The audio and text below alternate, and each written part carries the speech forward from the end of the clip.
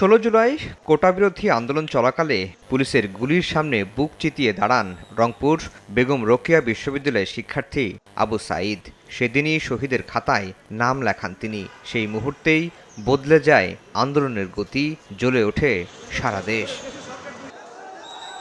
চলতি বছরের ১৩ জানুয়ারি শহীদ আবু সাঈদের পরিবারের পক্ষ থেকে ২৫ জনের বিরুদ্ধে আন্তর্জাতিক অপরাধ ট্রাইব্যুনালে অভিযোগ দাখিল করা হয়। তদন্ত শেষে গত মঙ্গলবার প্রসিকিউশনে প্রতিবেদন দাখিল করে তদন্ত সংস্থা। জুলাই গণঅভ্যুত্থানের প্রথম শহীদ আবু সাঈদ হত্যা মামলায় ৩০ জনের সম্পৃক্ততা পাওয়া গেছে।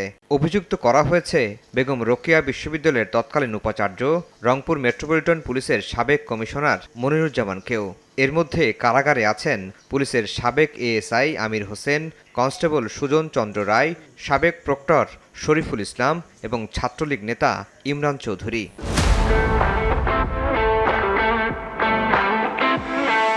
তদন্ত প্রতিবেদন অনুযায়ী ৩০ জনের বিরুদ্ধে ওনারা প্রতিবেদন দাখিল করেছেন এবং প্রয়োজনীয় ডকুমেন্ট, সিসিটিভি ফুটেজ, তারপরে লাইভ সম্প্রচার হয়েছিল সম্ভবত এনটিভিতে, সেটা সংগ্রহ করেছেন এবং আলামত সংগ্রহ করে সামগ্রিক দিক বিবেচনা করেই এই রিপোর্টটা তৈরি করেছেন। তদন্ত প্রতিবেদনে স্পষ্ট বলা হয়েছে, নিরস্ত্র আবু সাঈদকে হত্যার উদ্দেশ্যেই গুলি করা হয়। রোববার দাখিল করা হবে আনুষ্ঠানিক অভিযোগ।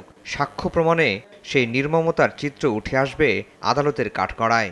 বুক চিতিয়ে দাঁড়িয়েছিল, সে কাউকে আক্রমণ করেনি এবং কারা গুলি করেছে সেটাও আপনারা দেখেছেন, কোথা থেকে গুলি হয়েছে সেটাও দেখেছেন এবং যারা গুলি করেছে তারা আসামি। ২ জন তাকে গুলি করেছে সরাসরি, তাদের কথা বলা হয়েছে। আর আদেশদাতাকে এটা আমরা আগে বলেছি আপনাদের। আবু সাঈদ বেগম রোকেয়া বিশ্ববিদ্যালয়ের ইংরেজি বিভাগের ১২তম ব্যাচের শিক্ষার্থী ছিলেন কোটা সংস্কার আন্দোলনের অন্যতম সংগঠক। ১৬ জুলাই শহীদ আবু সাঈদ দিবস পালনের ঘোষণা দিয়েছে সরকার। আফজাল হোসেন, সময় সংবাদ, ঢাকা।